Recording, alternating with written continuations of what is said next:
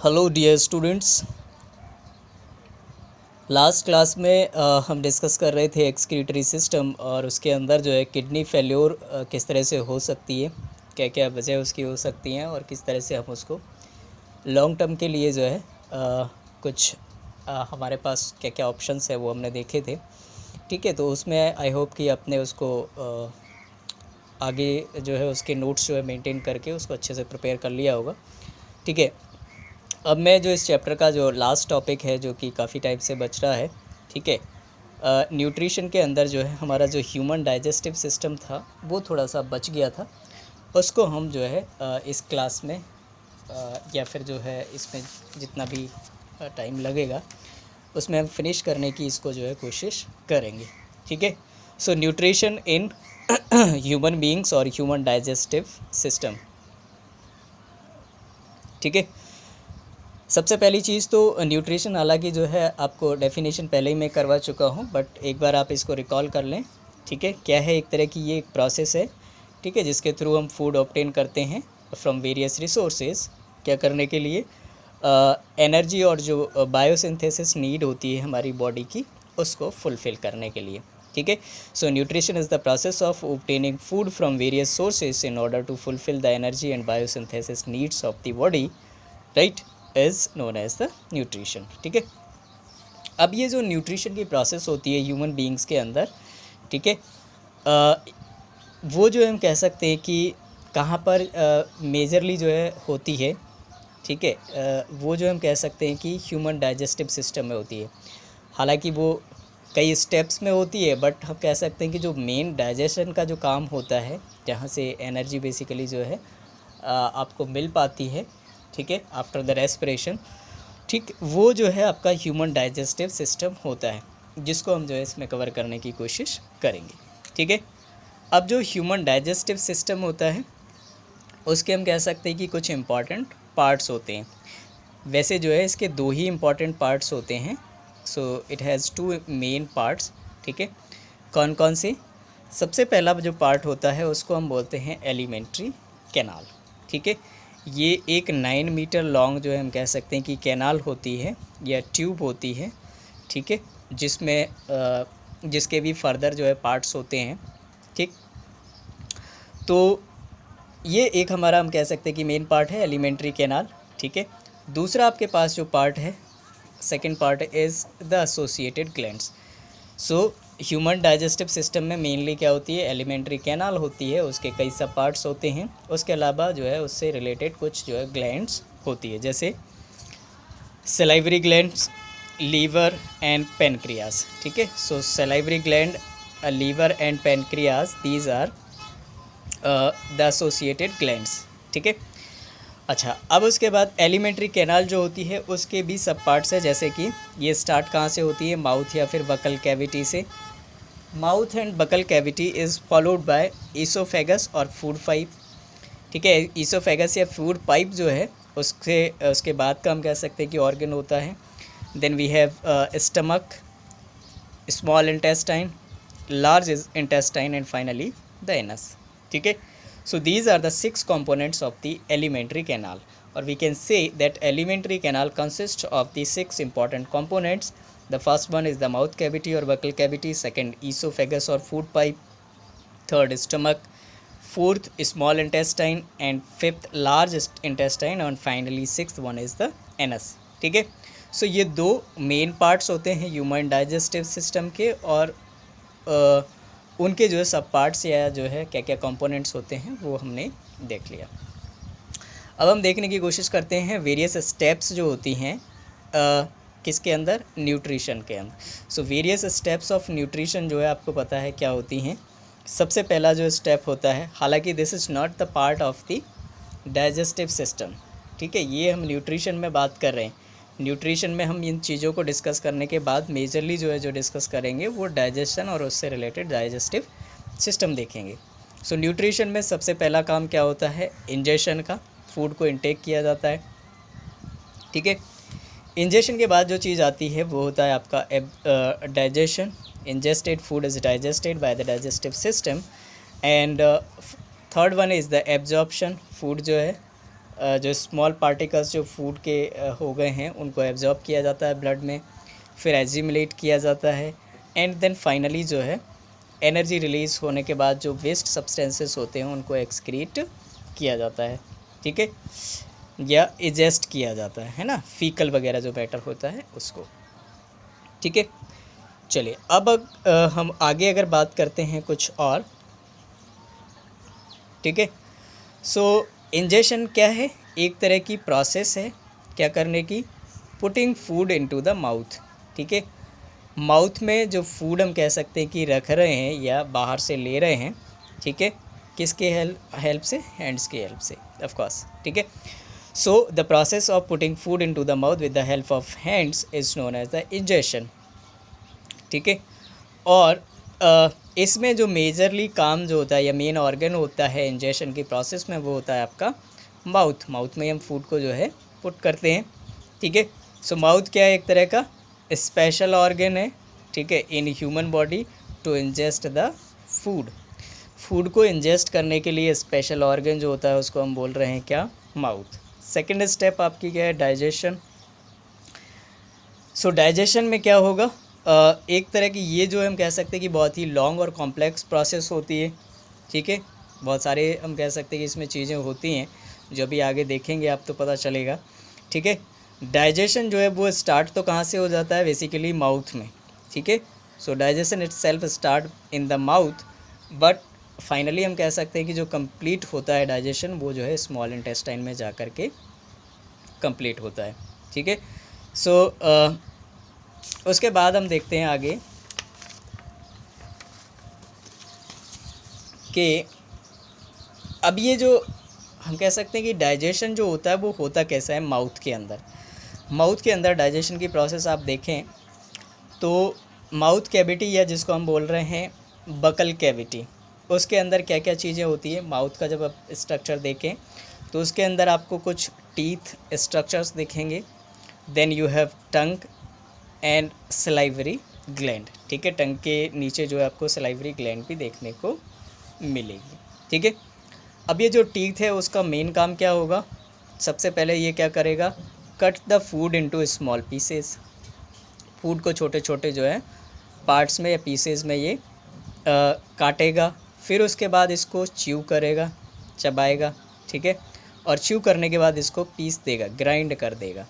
So first it will cut into the small pieces, then chew and then finally grind it, ठीक है। और इस तरह से हम कह सकते हैं कि ये फिजिकली फूड को डाइजेस्ट करने का काम करता है। So physically it digest the food, ठीक है। चलिए अब उसके बाद हम कह सकते हैं कि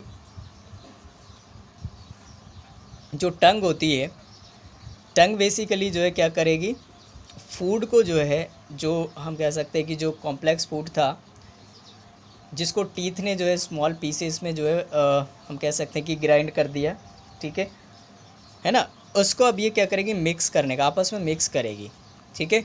और साथ ही साथ जो है मिक्स करने के बाद जो है ये हमको जो है स्वेल करने में, उसको निगलने में भी हमारी हेल्प करेगी। So helps in mixing of food with the saliva, है ना, एंड स्वेलोड द फूड, ठीक है। सलाइवरी ग्लैंड जो होती है माउथ के अंदर, ठीक है, वो जाहिर सी बात है क्या प्रोड्यूस करती है, सलाइवा, है ना। अब ये सलाइवा क्या होता है, ठीक है, सलाइवा एक तरह का वाटरी लिक्विड है। So this is are watery liquid, ठीक है, और फ्लूइड। ये क्या करेगा, saliva wets the food, food को थोड़ा सा गीला कर देता है, ठीक है, in our mouth to be swallowed easily, ताकि जो है वो आसानी से उसको जो है हम कह सकते हैं कि स्वेलो किया जा सके, निगला जा सके, ठीक है। सो वेट कर देगी। उसके अलावा इसमें कुछ हम कह सकते हैं कि एंजाइम्स भी होते हैं जिनको हम बोलते हैं सलाइवरी एमाइलेज एंजाइम, ठीक है। सो ये जो है सलाइवरी एमाइलेज जो है इसको भी रिलीज करती है, जो कि क्या करता है, digest the starch present in the food. Food के अंदर जो स्टार्च प्रेजेंट होता है उसको डाइजेस्ट करने का काम जो है वो सलाइवरी एमाइलेज का होता है, ठीक है। तो वो एक तरह से हम कह सकते हैं कि शुगर में उसको कन्वर्ट कर देता है स्टार्च को। दस द डाइजेशन ऑफ स्टार्च और carbohydrate begins in the mouth itself. इस तरह से जो स्टार्च है या जो कार्बोहाइड्रेट है उसका डाइजेशन माउथ में ही स्टार्ट हो जाता है, ठीक है। और इस तरह से हम कह सकते हैं कि ये सारे काम करने का मतलब क्या हुआ कि फूड जो है ये क्या हो रहा है, केमिकली डाइजेस्ट हो रहा है। So it helps in chemical digestion of food by secreting the enzymes, ठीक है। मतलब टीथ मेनली क्या कर रहे हैं, फिजिकल डाइजेशन का काम कर रहे हैं, जबकि जो टंग है या टंग से के में जो सलाइवरी ग्लैंड है वो जो है क्या कर रही है, केमिकल डाइजेशन का काम कर रही है। तो फिजिकल और केमिकल दोनों तरह के डाइजेशन जो है वो स्टार्ट हो चुके हैं, कहाँ से, माउथ से ही, ठीक है। अब क्या होगा next, if we can see the food remains in the mouth for a very short period of time. जाहिर सी बात है बहुत कम टाइम के लिए ये फूड जो है वो माउथ के अंदर रहता है, उसके बाद हम स्वेलो कर लेते हैं उसको। So the digestion in the mouth remains incomplete. तो डाइजेशन जो है उसका पूरी तरह से हो नहीं पाता है। तो फिर क्या होगा,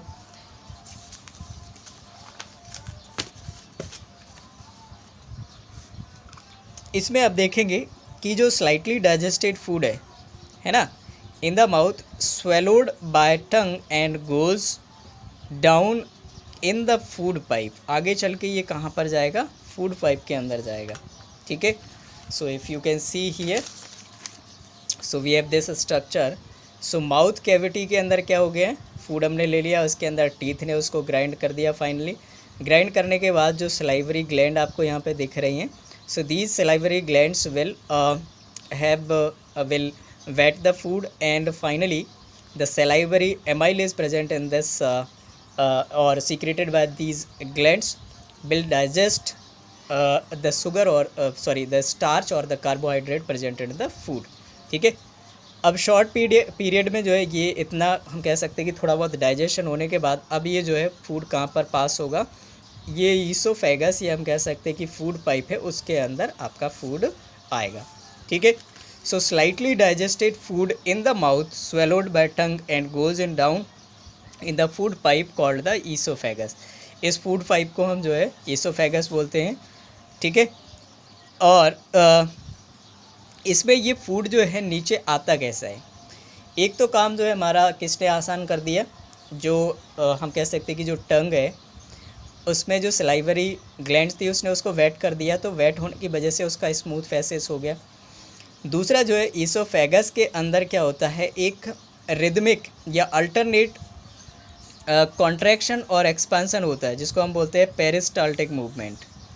तो वो जो है इस तरह से पहले कॉन्ट्रैक्ट होगा फिर एक्सपेंड होगा। कॉन्ट्रैक्ट एक्सपेंड करने की वजह से जो मूवमेंट होता है उसको हम बोलते हैं रिदमिक मूवमेंट या पेरिस्टाल्टिक मूवमेंट।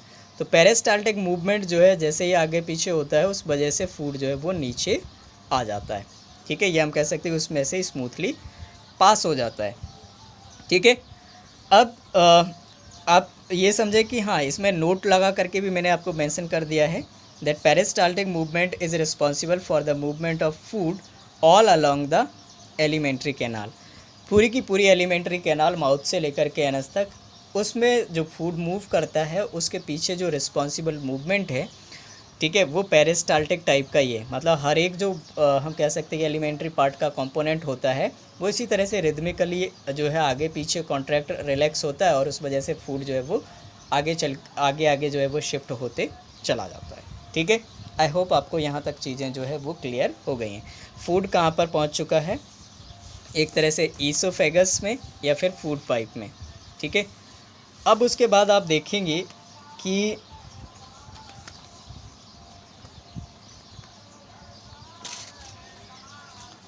अब यहाँ से फूड जो है वो कहाँ पर जाना शुरू होगा। सो फूड अब जो है ये जो ईसोफेगस है उसके बाद जो फूड एंटर करेगा वो होगा आपका स्टमक, या फिर हम जिसको बोल सकते हैं कि मेनली जो है हमारे पास जो एक जे शेप्ड की जो बॉडी होगी उसके अंदर। सो आपके पास यहाँ से फूड होते हुए जो है फूड पाइप के थ्रू यहाँ पर कुछ जो है स्फिंक्टर मसल्स भी होते हैं, ठीक है। उनके थ्रू जो है फूड कितने अमाउंट में इस स्टमक के अंदर जाएगा वो चीज़ भी रेगुलेट होती है। सो फूड अब कहाँ पर आ चुका है, इस पार्ट में, ठीक है, जिसको हम क्या बोल रहे हैं, स्टमक, ठीक है।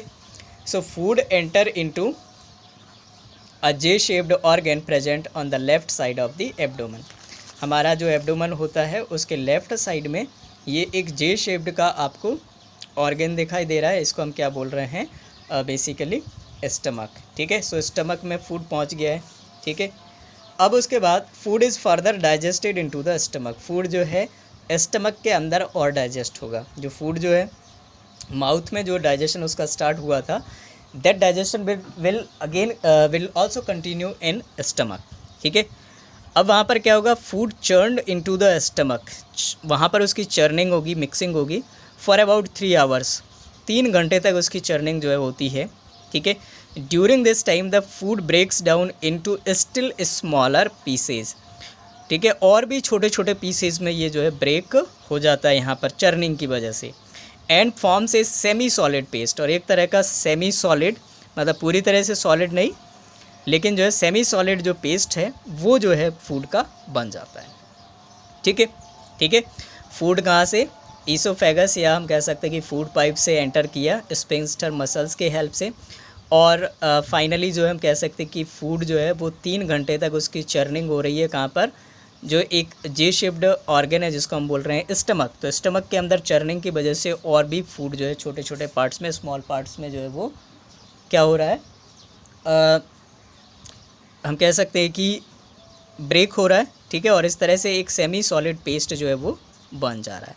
ठीक, इतना होने के बाद अब क्या होगा कि जो स्टमक बॉल होती हैं, स्टमक की जो बॉल्स होती हैं, ठीक है, if you can see here, so यहाँ पर अगर हमारे पास स्टमक है, तो स्टमक की यहाँ पर जो बॉल्स होंगी, ये स्टमक बॉल्स क्या करेंगी, इसमें जो है कुछ ट्यूबुलर जो है ग्लैंड्स होंगी।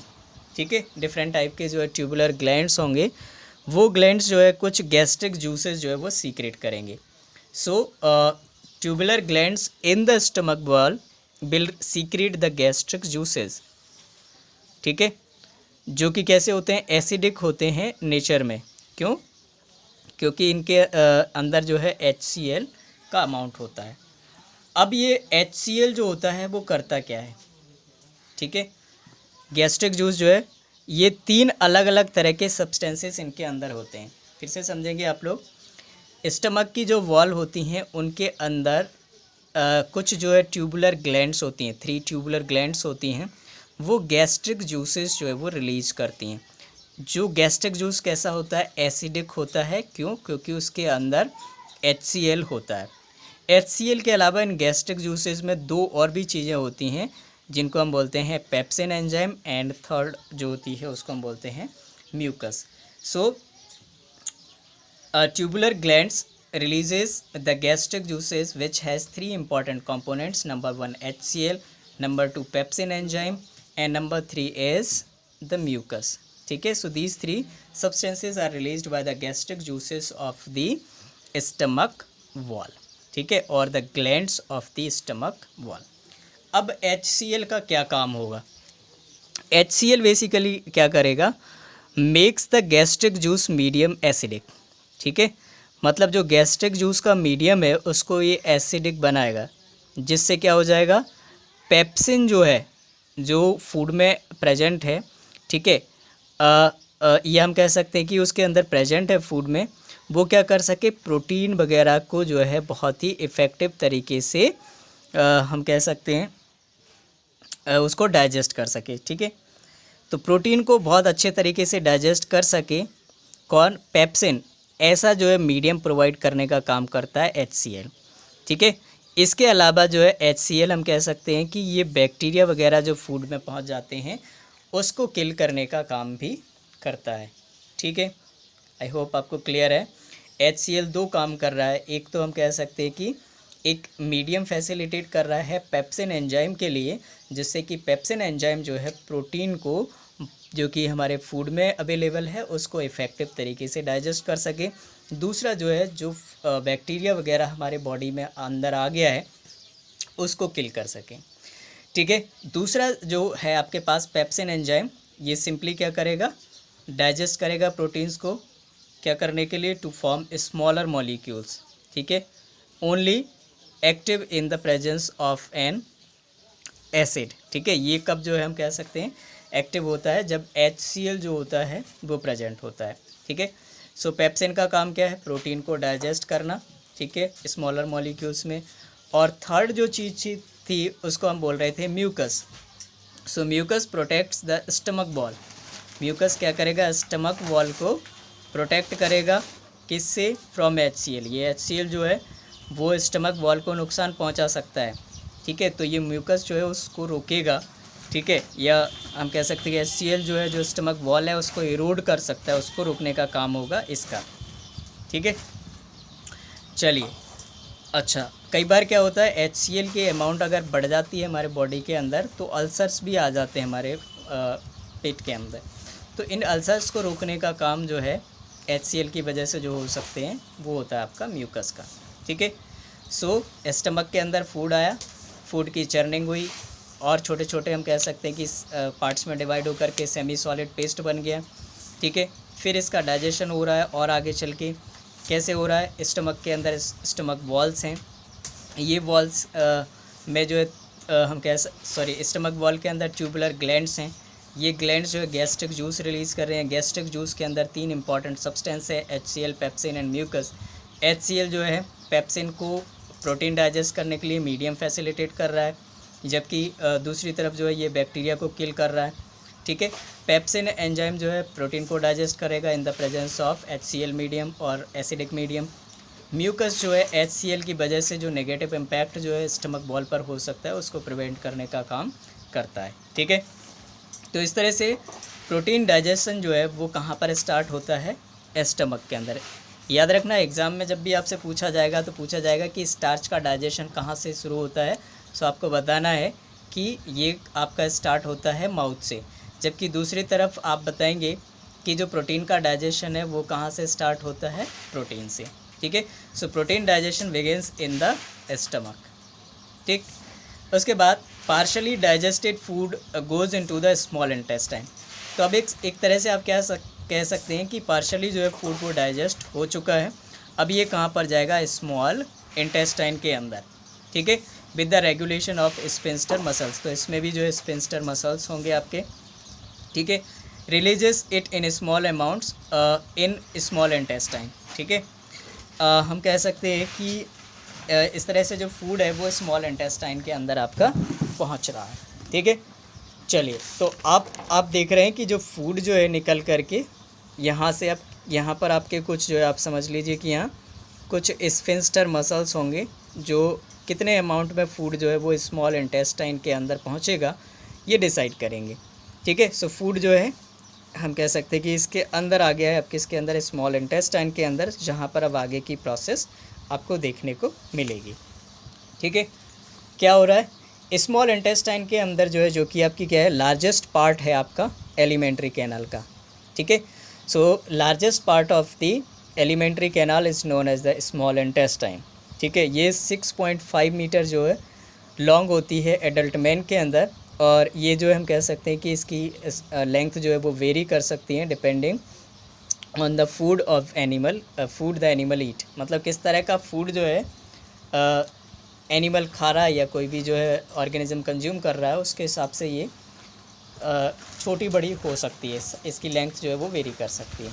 ठीक है, साथ ही साथ ये कैसी होती है, वेरी नैरो होती है, बहुत ज़्यादा वाइड नहीं होती है, कॉइल्ड फॉर्म में अरेंज्ड होती है, जैसा मैंने आपको अब शो किया था। तो इस तरह से कुछ कॉइल के फॉर्म में ये आपकी अरेंज होते हुए आपको दिख रही है।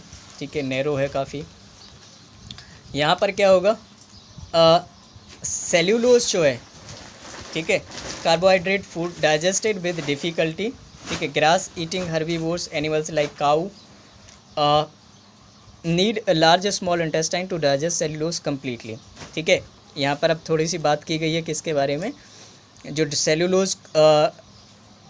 सेल्यूलोज ईटिंग एनिमल्स होते हैं उनके बारे में। जैसे काऊ वगैरह जो ग्रास खाती हैं उसके अंदर सेल्यूलोज होता है, तो उसको डाइजेस्ट करने के लिए थोड़ी सी हम कह सकते हैं कि लॉन्ग जो है इंटेस्टाइन की जो है ज़रूरत पड़ती है। तो स्मॉल इंटेस्टाइन वहाँ पर उस काफ़ी ज़्यादा लंबी देखने को आपको मिलेगी।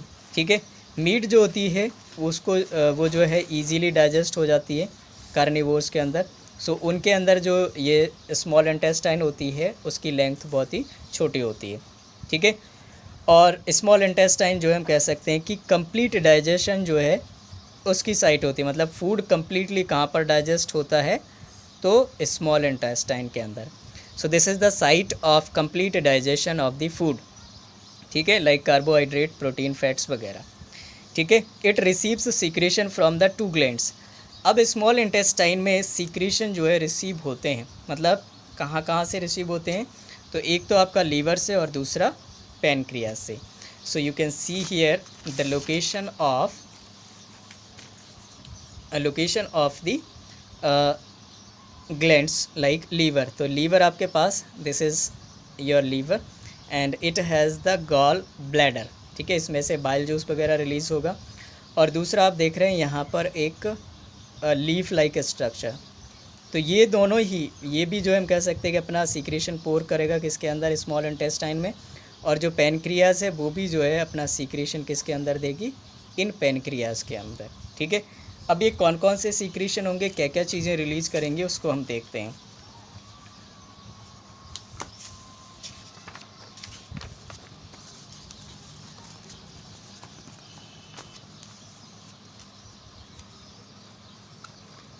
ठीक है, तो सबसे पहली चीज़ जो है आपके पास लीवर।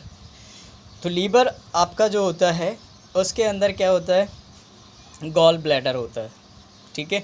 सो वो क्या करता है, एक तरह का बाइल जो है वो रिलीज़ करता है। सो सीक्रेट्स बाइल, जो कि बाइल जो है आप एक ग्रीनिश और येलो लिक्विड होता है, ठीक है, made in the liver but stored in the gall bladder. ये हालांकि लीवर में जो है बनता है बाइल, बट ये स्टोर कहाँ पर होता है, जो उसके अंदर गॉल ब्लैडर होता है उसके अंदर। Here you can see here. So bile बनेगा तो यहाँ पर इस स्ट्रक्चर में, बट स्टोर होगा कहाँ पर, इसके अंदर, ठीक है, गॉल ब्लैडर के अंदर। अब बाइल जो होता है, जो कि आपका कैसा है, ग्रीनिश और येलो लिक्विड, बनेगा कहाँ, लीवर के अंदर। नॉर्मली कहाँ पर स्टोर्ड होगा, गॉल ब्लैडर के अंदर, ठीक है। कैसा नेचर होगा, अल्कलाइन होगा, ठीक है, जैसे HCl का वहाँ पर स्टमक के अंदर वो एसिडिक था, ये कैसा होगा, बेसिक या अल्कलाइन, ठीक है।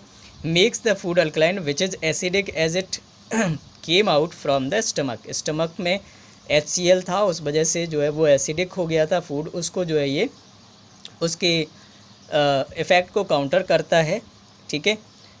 So that from the stomach to help pancreatic enzymes to act properly, ताकि जो है जो पैनक्रियाटिक एंजाइम्स जो हैं वो प्रॉपरली एक्ट कर सके। याद रखना, पेप्सिन एंजाइम जो है एसिडिक मीडियम में अच्छे से काम करता है, जबकि पैनक्रियाटिक एंजाइम्स जो होते हैं वो अल्कलाइन मीडियम में ठीक से काम कर पाते हैं। सो पैनक्रियाटिक एंजाइम्स अच्छे से काम कर सके, इसके लिए बाइल जूस जो है उसका नेचर कैसा होता है, अल्कलाइन होता है, और वो जो है जो स्टमक से आया हुआ फूड होता है उसको हम कह सकते हैं कि उसके एसिडिक इफ़ेक्ट को काउंटर करता है, ठीक है। उसके अलावा बाइल जो है ग्रीनिश येलो लिक्विड के अलावा ये सॉल्टी भी होता है, ठीक है। क्या करने के लिए, to break the fats present in the food into small globules, making it easy for the enzymes to act and digest them, ठीक है। सॉल्टी ये होता है जिससे कि ये क्या कर पाएगा, जो फैट्स हम कह सकते हैं कि प्रेजेंट होता है फूड के अंदर, है ना, उनको जो है स्मॉल छोटे छोटे ग्लोब्यूल्स में जो है ये ब्रेक कर सके, सो दैट जो है एंजाइम्स जो है जो इन पर एक्ट करेंगे वो जो है इजीली हम कह सकते हैं कि उनको जो है डाइजेस्ट कर सकें, ठीक है। मतलब लीवर में जो है बाइल जूस प्रोड्यूस हुआ, ठीक है, गाल ब्लैडर में स्टोर हुआ, गाल ब्लैडर के थ्रू जो है कहाँ पर पहुँच रहा है, जो स्मॉल इंटेस्टाइन है वहाँ पर 2 इम्पॉर्टेंट काम कर रहा है। एक तो फूड के मीडियम को अल्कलाइन बना रहा है जिससे पैनक्रियाटिक एंजाइम्स अच्छे से काम कर सकें। दूसरा जो है जो फैट के पार्टिकल्स हैं, या फैट जो है जो बड़े बड़े पार्टिकल्स हैं उनको स्मॉल पार्टिकल्स या स्मॉल ग्लोब्यूल्स में कन्वर्ट कर रहा है, जिससे कि एंजाइम्स जो है वो प्रॉपरली उन पर एक्ट कर सकें। दूसरा जो है आपके पास पैनक्रियास जो है एक तरह की लार्ज ग्लैंड है, ठीक है, parallel to and beneath the stomach के पैरेलल भी होती है और उसके नीचे भी होती है। So this is the stomach part and here it is the pancreas. So इसके पैरेलल भी है एक तरह से और उसके नीचे भी है। अब ये क्या करेगी, this will secrets the pancreatic juice, यह पेनक्रियाटिक जूस सीक्रेट करेगी, जिसके अंदर क्या होगा, डाइजेस्टिव एंजाइम्स होंगे like pancreatic amylase, then trypsin and then lipase. ठीक है, मतलब पेनक्रिया जो है, जो कि एक लार्ज ग्लैंड है जो आपको स्टमक के पैरेलल और नीचे मिलेगी, ये पेनक्रियाटिक जूस रिलीज़ करती है। जिस तरह से वहाँ पर स्टमक की जो ग्लैंड्स थी वो गैस्ट्रिक जूस रिलीज़ कर रही थी, वैसे पेनक्रियाज जो है वो क्या कर रही है, पेनक्रियाटिक जूस रिलीज़ कर रही हैं, जिसके अंदर डाइजेस्टिव एंजाइम्स हैं जैसे कि pancreatic amylase, trypsin and lipase. ठीक है, सो ये तीनों को आप याद रखेंगे। ठीक है, सो ATL जो है मतलब एमाइलेज, ट्रिप्सिन एंड लाइपेज जो है, ये तीन एंजाइम रिलीज़ हो रहे हैं पेनक्रियाज के थ्रू। ठीक है, और इनका सबका जो है अपना काम है, क्या कर रहे हैं ये, सबसे पहले ये जो पेनक्रियाटिक एमाइलेज है ये ब्रेक डाउन कर रहा है स्टार्च को। ठीक है, जो स्टार्च जो है डाइजेस्ट ऑलरेडी काफ़ी हो चुका है उसको और जो है डाइजेस्ट कर रहा है। ठीक है, ट्रिप्सिन जो है डाइजेस्ट करेगा किसको, प्रोटीन को, और उसको हम कह सकते हैं कि अमीनो एसिड्स में कन्वर्ट करेगा। और लाइपेज जो है breaks downs the emulsified fats, जो फैट जो है बाइल जूस ने इमल्सिफाई कर दिया था, उस फैट को जो हम कह सकते हैं कि ब्रेक डाउन करेगा। So these are the functions of the amylase, trypsin and lipase. Amylase जो है स्टार्च को, ट्रिप्सिन जो है प्रोटीन को, और लाइपेज जो है वो फैट को डाइजेस्ट करेगा। ठीक है, अब उसके बाद जो स्मॉल इंटेस्टाइन की वॉल जो है उसके अंदर जो है भी कुछ ग्लैंड्स होती है, जैसे स्टमक की वॉल के अंदर ग्लैंड्स होती है, तो इसमें भी ग्लैंड्स होती हैं विच सीक्रेट इंटेस्टिनल जूस। तीन तरह के जूस, चार बल्कि हमने बात कर ली है। पहला गैस्ट्रिक जूस जो कि स्टमक के अंदर, लीवर से बाइल जूस, पेनक्रिया से पेनक्रियाटिक जूस, ठीक है, जिनके अंदर तीन अलग अलग एंजाइम्स थे, और जो स्मॉल इंटेस्टाइन की वॉल है उससे जो है इंटेस्टिनल जूस जो है वो रिलीज़ हो रहा है। अब ये क्या करेगा, इसके अंदर बहुत सारे हम कह सकते हैं एंजाइम्स होंगे जो क्या करेंगे, स्टार्च को या कार्बोहाइड्रेट को फाइनली ग्लूकोज में बदल देंगे। प्रोटीन जो डाइजेस्ट हो चुके हैं ऑलमोस्ट, उनको स्मॉल अमीनो एसिड्स में बदल देंगे, यहाँ पर भी कुछ हद तक हो गए थे। और फाइनली जो फैट्स जो है उसको बदल देगा किस में, फैटी एसिड्स और ग्लिसरॉल में। तो इस तरह से फाइनली हम कह सकते हैं कि फूड जो है वो पूरा डाइजेस्ट हो चुका है, सारे न्यूट्रिएंट्स जो है वो रिलीज़ हो चुके हैं।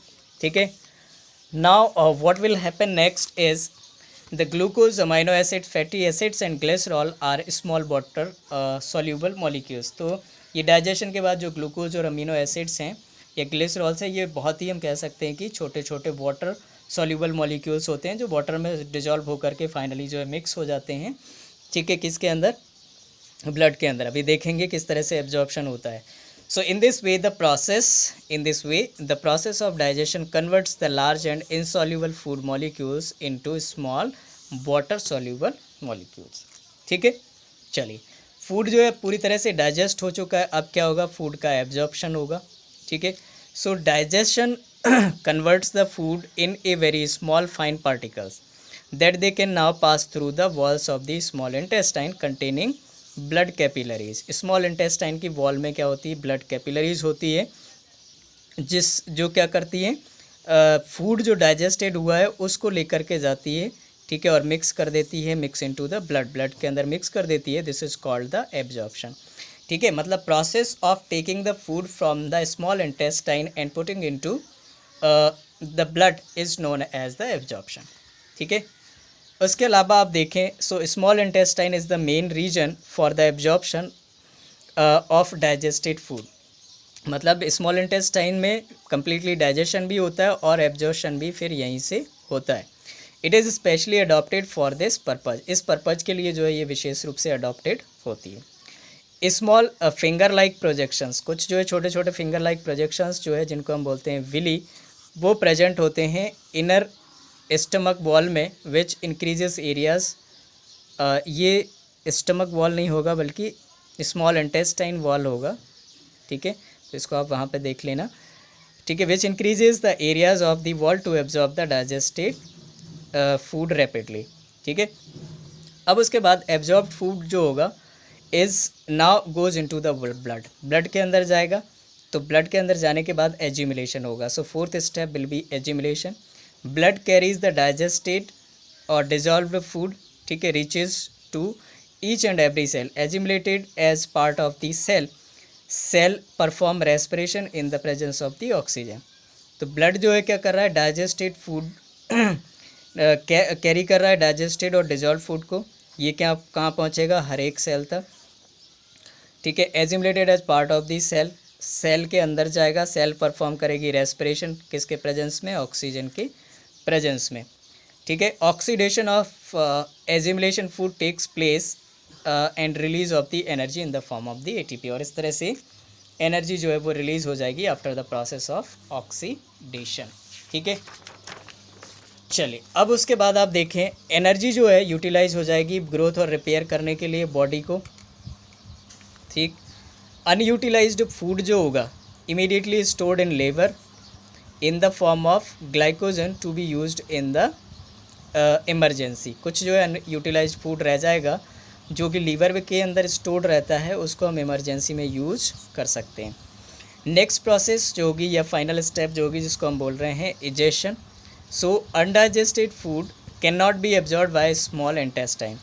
स्मॉल इंटेस्टाइन ने जो है हम कह सकते हैं कि पूरा का पूरा फूड जो है वो जो डाइजेस्टेड फूड था उसको एब्जॉर्ब करवा दिया कहाँ पर, ब्लड के अंदर। जो फूड डाइजेस्टेड नहीं था वो जो है अभी हम कह सकते हैं कि वहीं पर रह गया। सो ये कहाँ पहुँचेगा, reach to the large intestine. So हमारे पास जो है नेक्स्ट जो पार्ट है अब वो हम कह सकते हैं कि अनडाइजेस्टेड फूड जो है वो यहाँ से होते हुए फाइनली अब जो है इधर से एंटर करेगा किसके अंदर, लार्ज इंटेस्टाइन में। सो ये लार्ज इंटेस्टाइन में अब क्या हो रहा है, फूड अनडाइजेस्टेड फूड आपका आ रहा है, ठीक है। फिर अब क्या होगा इसमें, undigested food almost become solid most of the water absorb with the help of the villi जो होते हैं, विली जो फिंगर लाइक स्ट्रक्चर्स, वो जो है ज़्यादातर जो वाटर होता है उसको वापस से एब्जॉर्ब कर लेते हैं, ठीक है, और बॉडी में सर्कुलेट कर देते हैं। Undigested food almost become solid, ये पूरी तरह से हम कह सकते हैं कि सॉलिड जो है बच जाता है। Rectum stores it for a temporary period. अब यहाँ पर आप देखेंगे कि ये जो पार्ट है आपको दिख रहा है दिस वन, सो ये पार्ट जो है क्या करता है, टेम्पररीली स्टोर करके रखता है जो फूड आपका सॉलिडिफाई होकर के जो है बच गया है टेम्पररीली, ठीक है। और फाइनली जो है हम कह सकते हैं कि जो एनस वाला पार्ट है वहाँ से जब अर्ज होती है तब जो है उसको हम डेफिकेट कर देते हैं, ठीक है। सो अब उसके बाद digested when urge is there through the anus as faecal और स्टूल, फीकल या स्टूल के फॉर्म में उसको बाहर निकाल दिया जाता है। The act of expelling the faeces is called the egestion. So ये प्रोसेस जो होती है, ठीक है, क्या करने की, जो डाइजेस्टेड फूड अनडाइजेस्टेड फूड है या फीकल मैटर है उसको एडजस्ट करने की, उसको हम बोलते हैं क्या, एजेशन, ठीक है। और ये कंट्रोल होता है किसके थ्रू, एनल स्फिंक्टर के थ्रू, ठीक। So this way we have finished this digestive system. कुछ जो है कई बार हमारे कह सकते हैं कि डेंटल कैरीज हमको हो जाती है, मतलब दांत हमारे ख़राब हो जाती हैं। किस वजह से हो जाते हैं, ठीक है, क्योंकि उसमें जो है कैविटी और होल बन जाते हैं, ठीक है, टीथ के अंदर, due to the action of acid forming the bacteria. Bacteria हमारे दांतों के बीच में जो रहते हैं, तो फूड जो फंस जाता है उस फूड पर वो जो है एक्ट करते हैं और वहाँ पर रिलीज करते हैं एसिड। वो एसिड धीरे धीरे क्या करता है कि उस जो दांत होते हैं या टीथ होते हैं उसको कोरोड करता जाता है ना, और फिर जो है उसमें आपको छेद या होल आपको या कैरीज, डेंटल कैरीज वो जो है देखने को मिलती है, ठीक है। If the teeth are not clean regularly they become covered with the sticky yellowish layer of the food particles and bacteria cells called dental plaque। और अगर अच्छे से धोते नहीं है उसको तो उस पर डेंटल प्लेक बन जाती है और धीरे धीरे करके जो है एनेमल, डेंटाइन, पल्प कैविटी जो है वो निकल आती हैं और फाइनली आपको जो ब्लड वेसल्स होती है वहाँ तक जब जो है वो पहुँच जाती हैं तो आपको काफ़ी ज़्यादा पेन होता है। तो इसके लिए ज़रूरी क्या है कि डेंटल कैरीज से आप बचे रहें। हर एक मील लेने के बाद जो है जो पेस्ट होता है उसको लगा करके जो है ब्रश करें या फिर अच्छे से अपने टीथ को जो है वो क्लीन करके रखें, ठीक है। So this way I have finished this chapter. Now it is up to you how you prepare. Thank you very much.